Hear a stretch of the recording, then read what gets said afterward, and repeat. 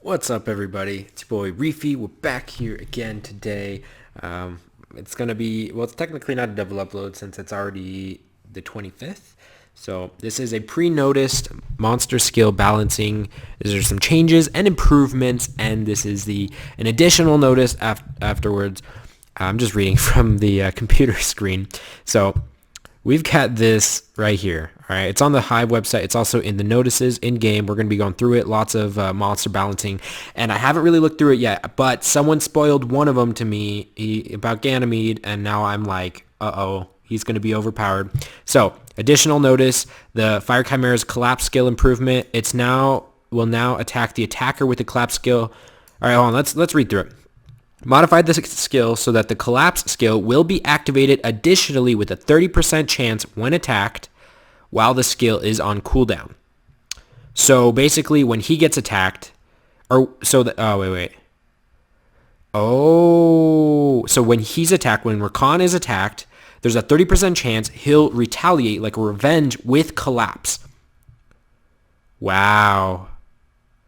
Okay. Okay, but I guess they says Fire Commander will attack the attacker with a collapse skill with a 30% chance when attacked. Okay, yeah, when it's on cooldown, of course. The Fire Dragon Knight's passive skill is a text modification, so nothing there. It says, and now attack the attacker to inflict damage that's proportional. Oh, wait, they changed it. Okay, so the Fire Dragon Knight will now attack the attacker to inflict damage that's proportionate to your attack power and stuns the attacker for one turn with a 50% chance when activated. So now he doesn't only stun him, but he also does damage to him. He actually attacks him. Wow. Okay. All right. So let me hold up. I gotta use my touch screen. Yeah, let's do that. So now that you guys can see it, let me make sure. Yeah, that looks good. Okay. So starting with the Chimera. Yep. Whoa. No, they changed something else. Provokes the enemy for one turn. So now it provokes him, decreases the attack bar by 50%, and the attack speed for 2 turns. And it provokes him, and he has a passive skill, more or less. It's kind of like the Kung Fu Girls, where it's a revenge, but he uses the collapse attack. Wow. Yep, we already saw the Fire Dragon Knight one. Panda Warrior, win. What? They're buffing him? Oh, they're nerfing him. Increases your attack bar by 30%. They're changing it to 20%. Yeah, he was pretty overpowered, and they're changing it down to 20%. Wow, that's a considerable nerf. Here we go. Wind Fairy King with Seal of Magic resets. So you know how he resets the target's attack bar and puts his target skill on max cooldown. Now he puts the target skill on max cooldown, ignores resistance, and sets the attack bar of all enemies to 0. What? What are you guys doing? Why? Why would you do this to Ganymede? He was good. Everyone was complaining about him, but he was good. He needed max skills, and he was crazy. 3-turn resets on a unit is very powerful. You could make a 8-turn cooldown, or a skill with 8-turn cooldown, or like 6-turn cooldown, or something like that, to 3-turn. You just keep resetting them. You get infinite immunity with Veligul or Wusa or stuff like that. It's absolutely crazy. And they're buffing his 3rd skill. Oh my god, that's crazy. All right, so the Water Desert Queen, yeah, she definitely needed a buff. So Bastet, Private Invitation, they're changing it to Oasis's Blessing. So previously, it was attacks an enemy, provoking it for 2 turns. This attack also grants you a shield that absorbs damage and immunity for 2 turns. The shield amount is proportionate to your level. Now, they're changing it. Increases the attack bar of the ally by 25% each. This skill will also create a shield that absorbs damage and increases your attack power for 3 turns. The shield amount is proportionate to your level. So now that's like a little bit of is that an actual skill or is it a passive? I'm not sure. If that does it every single turn, that could be very lethal. So the Sky Dancer, the water, and the light one got a buff. Ooh. Increases the attack bar of the ally according to the number of beneficial effects removed. That's not that crazy of a buff, at least for the water one, because most people use Miang in Rift, and there's no buffs to remove. Oh, wait. Yeah, no, there's no beneficial effects to remove. So, yeah. The light one, maybe, again, like on defense or something like that. That's kind of situational. All right, Light Polar Queen definitely needed a buff. Brutal Order, it decreases the skill cooldown of an ally by 2 turns. Now it decreases the skill cooldown of all allies by 2 turns. But they increased her cooldown from 6 to 7 turns. But that's crazy. That's nuts. That's like That's like twice the amount of Mav. Now, of course, well, yeah, 'cause that's a pretty stupid thing to say. So, of course, the cooldown did get increased. I think it goes down by 2, so it's probably going to go down to 5 turns. So, if it works on itself, it probably won't. But oh yeah, they changed it right here. Brutal Order skill, so that the skill cooldown of the Brutal Order is not decreased by the Brutal Order. Yeah, so it doesn't decrease itself, but it's still good. It just doesn't decrease itself. So it's going to be 2 turn decrease on your allies, but it's probably only going to be like usable every 5 turns. That's still pretty lethal. That is actually nice. If they added like a cleansing effect to it, that would also be absolutely insane. Drunken Masters, now they're adding Ignore Defense to the Fire, Water, Wind, Light, and Dark one on the first skill. Wow. Okay. Increasing the damage, increases the effect attack bar of the ally by 15%. A bunch of Drunken Master stuff. I don't really see anything too crazy with the... Yeah, nothing too crazy with the Drunken Masters. The Barb Kings are getting a buff. Number of hits decreased from 2 hits. Sorry. Number of hits decreased from 2 hits to 1 hit. Oh, so the first skill is only going to do 1 hit, but 1 continuous damage for 1 turn every hit. Now it does 2 continuous damage for 1 turn. All right, so now they decrease that because he used to hit 2 times. I think no change in total inflicted damage. Okay, so it's they buffed it because he hits twice, but they made it just hit once. I don't know why they did that. I didn't think that was really necessary. The Water, the Wind, and the Light one. I have the Light one. Increases the inflicted damage by 9%. Nice. The Fire and the Dark. Modified the attack target. Modified the inflicted damage accordingly to the changed number of targets. Attacks all enemies. They're changing it to attacks 1 enemy target. Chances of stunning is going from 40 to 80%. Additional effect recovers your HP by 30% of the inflicted damage. So like a vampire effect. I don't know how I feel about that. Water one increases the attack speed. That increases when skill is on cooldown. Okay, so now he increases the attack speed even further. The Water one is even faster now. Barbaric King, Fire one, number of hits decreased to 1. Oh, from 2 turns to 1 turn. Is that a typo? I think it's from 2 hits to 1 hit. No change in... Yeah, that's a typo. Two hits to 1 hit. Increases the attack speed that increases when the skill is on cooldown. Same thing as the Water one. The Wind one... After the change, becomes possessed with unstoppable rage and attacks all enemies, increases the attack power and attack speed of the ally for 2 turns. When this attack is on cooldown, your attack speed will increase and you'll recover 10% every turn. Okay, that's pretty interesting. I would like to test that out because if this is... Nah, they didn't really change much on that. Light one increases the inflicted damage by 6% and increased the attack speed that increases when the skill is on cooldown. Cool. That is definitely cool. Oh, the Dark one also get the attack speed increase. All right, so now we got the Bounty Hunters. The Wind and the Light, they're just increasing the attack bar. All right. Bounty Hunter, Water, the skill cooldown decreased by 1 turn from 6. Oh, that's... Okay, that's actually pretty good because I remember a lot of people used him instead of Bernard because he had a better AI at the time. But now he's going to be decreasing down to 3 turns, just like Bernard. That's going to be interesting. I'd like to see that because he's definitely damage based, whereas Bernard is mainly just to get that speed off. And I think they have the same attack speed too. The Wind one attacks all enemies 4 hits, attacks random enemies 4 hits. Okay, I don't really think that changes anything. Recovers your turn when the enemy is defeated. It's changed to increase the ally's attack bar by 25% after the attack.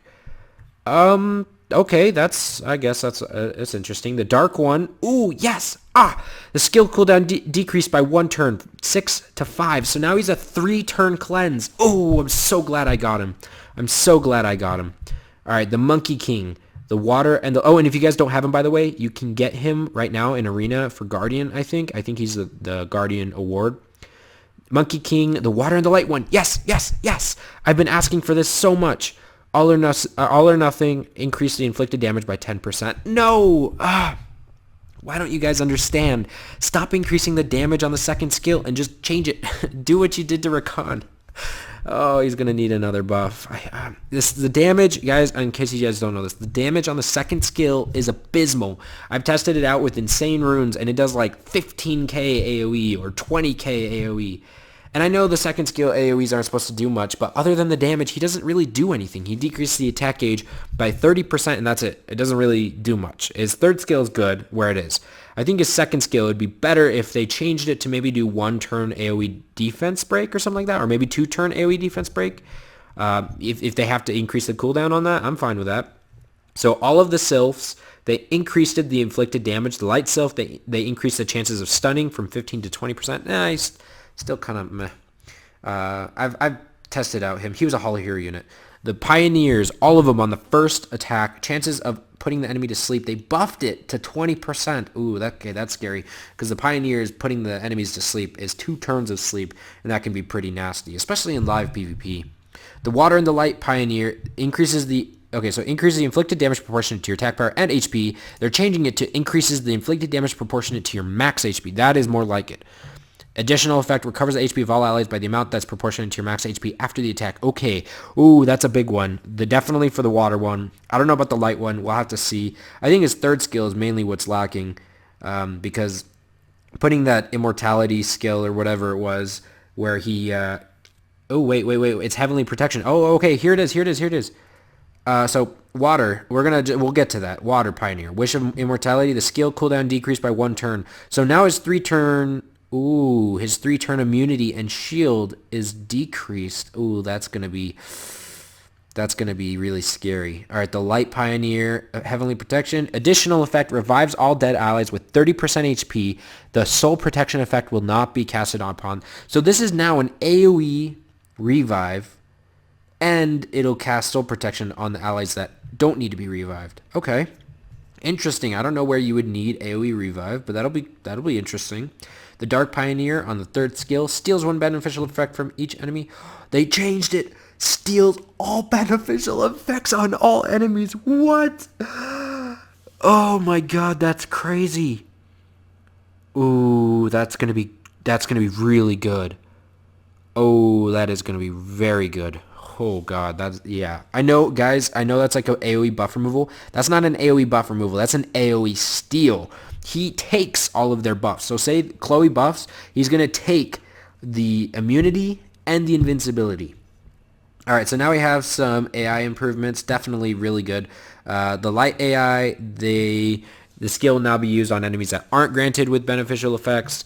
Water, yeah. So basically, the Light Phoenix and the Water Nine-Tailed Fox, better AI on removing or using the removal or whatever, the buff removal in dungeons, specifically dungeons. The Fire Captain, it's modified so that the enemies targeted with bombs will be hit first with this third skill. Okay, I don't think you'd really ever need that for autoing. I don't know why you would need that. The Light Pioneer, the skill will now be used when there's more than 1 defeated ally. Otherwise, the skill will be activated the same as before. Okay. That's kind of interesting. The Water and the Light one, they're resurged, modified so that the skill will now be used according to the amount of allies attack bar left. Used on other allies first. Okay, that's good. Because he used to use it on himself. If you violent proc, he uses it on the ally with the lowest attack gauge. But if he violent procs, he has the lowest attack gauge, so he'd use it on himself. But now his resurge is going to be on other enemies. So this is now going to be very, very viable for Rift again, because a lot of people had problems with the Water Garuda just constantly wasting turns, because the boss gets he uses a special skill after 15 turns, and the Water Garuda would just keep wasting turns by resurging himself, and that's why a lot of people stopped using the Water Garuda. But now this could be actually really viable. The Dark Bounty Hunter is also very viable. It's a cleanse and attack buff, very, very good. The Neostone Agent, the Wind and the Light one, ooh, okay. Modified so that the skill will now be used according to the amount of allies attack. Okay, so again, the Wind and the Light and the Fire and the Light Hargs. Fire, Light, Harg, Wind, Light, Neostone Agents. These are all for their resurge abilities. Okay, so the Water Desert Queen. The Rift. Okay, so this is the Rift Dungeon AI. Modified the AI type so that the skill won't be activated when there's no freezing air effect. So this is for the Rift Dungeons in water. Okay, cool. The Water Drunken Master and the Light Drunken Master, just Rift Dungeon AIs. I don't really think I need to go over that. Same with the Wind Bounty Hunter. I don't think any of those are really good, but correct me if I'm wrong. The Water and the Light Pioneer. Modified the skill so that the skill will be activated according to the ally's HP. Oh, okay. Cool. That's a Rift Dungeon AI, by the way, for Wind. Chimera, Fire, Collapse, modified so that the skill will now be activated more frequently when possible. Yep, because he'll want to be on cooldown so that he can use his little passive third skill, more or less. Okay, so Wind and Light Bounty Hunter, Dungeon AI buff. So it's now used even on the enemies that aren't granted with beneficial effects, just removing type of stuff. Light Sky Dancer, Charge Vitality, modified so that the skill will now be used according to the amount of allies attack bar left and the allies HP. So again, that's like a buff type skill. Like a research type skill. Light Polar Queen, modified so that the skill will now be used according to the amount of allies attack bar left. Again, that one's a decreasing cooldown type one, and I think it's a buff, I think. No, it's mainly just the decreasing the cooldown. All right, so skill descriptions were changed. You guys can read that over if you really want. It doesn't really change the skills at all, but it clears up some confusion because some skills just don't say the right thing. You know, like it'll say one thing, but the skill does something completely different. I can think of a few examples off the top of my head. Skill effects of some monsters have been improved. So, the Jack-o'-lantern's skill motion speed has been improved. So now their first skill isn't slow as hell. Oh my gosh. You have no idea how horrible their first skill is. It's just absolutely terrifyingly slow. Like, people stopped using the water jack-o'-lantern chilling in Dragon's Beat 10 for speedruns because it would just slow it down by like 10 or 20 seconds because the first skill was so slow. And then these are skill error resolutions if you guys want to look over that as well. Okay, so this is I think it's quite a good monster buff AI, a lot of like AI skill descriptions and then skill balancing. I think they did a really good job. There's a few monsters on here that I would have liked to see buffed better, and there's a few that definitely did not need a buff. But I think for the most part, most of these definitely need a buff. And I hope that they continue to buff monsters and nerf where they need to, like the Wind Panda. They definitely needed to. I like these balancing patches. I think it just helps a ton. Let me know which one you think is the most overpowered. Honestly, I think the Wind Fairy King is one of the best buffs here. The Fire Chimera is a pretty good buff. I think you guys should try that out. And the Dark Pioneer, I think that is also a crazy buff. I think that's just absolutely nuts.